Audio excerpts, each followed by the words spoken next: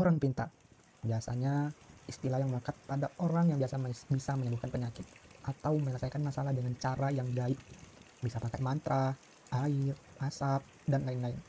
Lalu, apa yang membuat orang cenderung berobat ke orang pintar? Menurut neuroscience, otak manusia itu suka banget dengan jawaban yang membuat kita tenang, mudah dimengerti, dan sesuai dengan pemahaman kita yang dulu. Misal, dulu kita waktu kecil sering didoktrin oleh keluarga, tetangga, dan orang-orang di sekitar kita.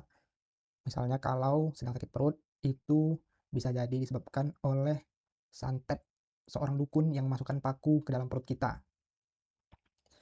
Nah, dengan kepercayaan dulu yang begini, ketika kita mengalami suatu sakit, kita cenderung memilih pendapat itu. Dibandingkan kita berobat ke dokter, dokter mungkin bilang, ini mungkin karena gangguan pencernaan. Perlu cek lab, pantang makanan tertentu, yang mana ini butuh waktu, butuh biaya yang lebih besar, dan perlu perjuangan ekstra untuk menahan diri dari makanan yang disukai. Sedangkan kalau kita ke orang pintar tadi, dia hanya bilang ini kena santet. Nah, otak kita itu kan mendengar jawaban yang lebih dramatik, personal, dan mudah dimengerti tadi, otak lebih menyukai, otak lebih senang, membuat hati lebih tenang, walaupun kadang hal-hal yang disampaikan itu belum tentu benar. Lalu bagaimana bisa pengobatan orang pintar itu bisa menyembuhkan? Kita sering lihat lingkungan-lingkungan di sekitar kita itu menyarankan berobat ke orang pintar dengan dalih banyak orang yang sembuh ke sana. Pengobatan berdasarkan testimoni. Nah, ada beberapa mekanisme yang membuat pengobatan orang pintar itu bisa terlihat menyembuhkan. Yang pertama, ada yang namanya efek placebo.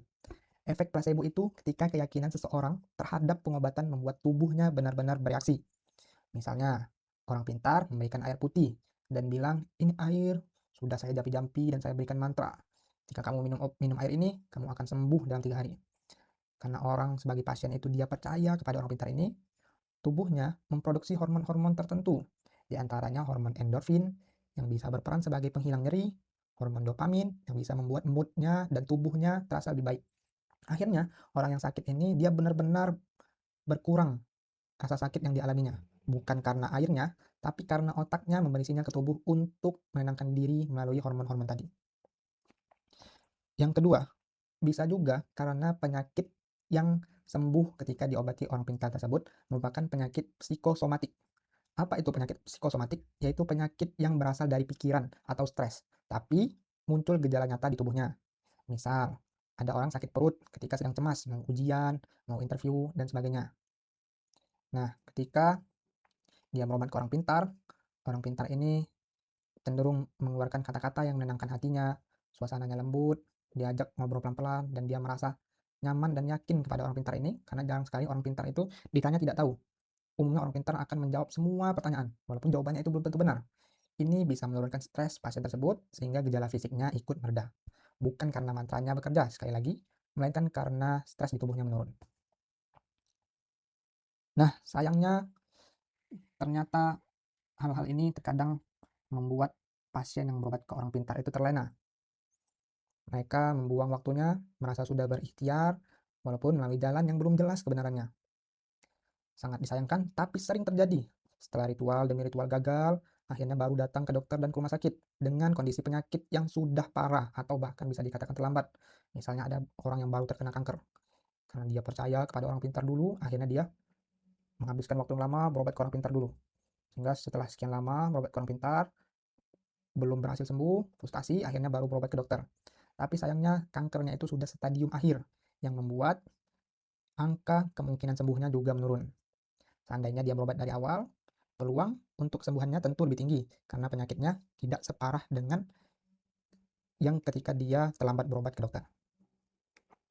Nah, banyak sekali kita melihat bahwa orang pintar ini terkadang mengait-ngaitkan metode pengobatannya dengan agama. Dan yang paling sering itu di Indonesia agama Islam.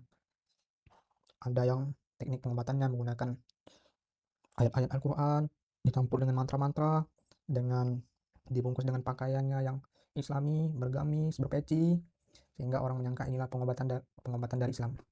Padahal di dalam Islam sendiri, hal gaib hanya Allah yang mengetahui. Tidak ada manusia yang bisa mengetahui hal gaib, kecuali para nabi yang mendapat wahyu. Lalu kok bisa orang pintar bisa tahu sesuatu yang gaib? Jawabannya bukan karena kemampuan mereka, tapi karena mereka bekerja sama dengan setan. Setan mencuri informasi dari langit, lalu menyampaikannya kepada orang pintar. Sayangnya, informasi itu dicampur dengan banyak kebohongan. Rasulullah SAW pernah bersabda, setan mencuri berita dari langit, lalu menyampaikannya kepada, dan tanda kutip, orang pintar. Mereka mencampurkannya dengan 100 kebohongan. Coba renungi sabda Nabi kita ini. Jika kita ingin bekerja sama dalam suatu hal, apakah sudah tepat kalau kita bekerja sama dengan seorang penipu yang sudah jelas-jelas akan membohongi kita? Setan adalah seburuk-buruk makhluk yang tugasnya hanya menyesatkan. Hal gaib itu memang ada, sebagaimana seorang muslim wajib beriman kepada hal gaib. Oleh karena itu, saya menempuh jalan berobat medis. Islam juga mengajarkan untuk meruqyah, mendoakan bagian tubuh yang sakit guna mengobati gangguan jin atau sihir. Jadi, untuk penyakit yang disebabkan oleh gangguan jin atau sihir, Islam sudah menjelaskan bagaimana cara mengobatinya. Prosesnya mudah dan bisa dikerjakan sendiri, tapi kita tidak sedang membahasnya di video kali ini. Pada akhirnya, kita semua sedang mencari jalan yang sama, yaitu untuk kesembuhan. Semoga kita senantiasa diberi kesehatan.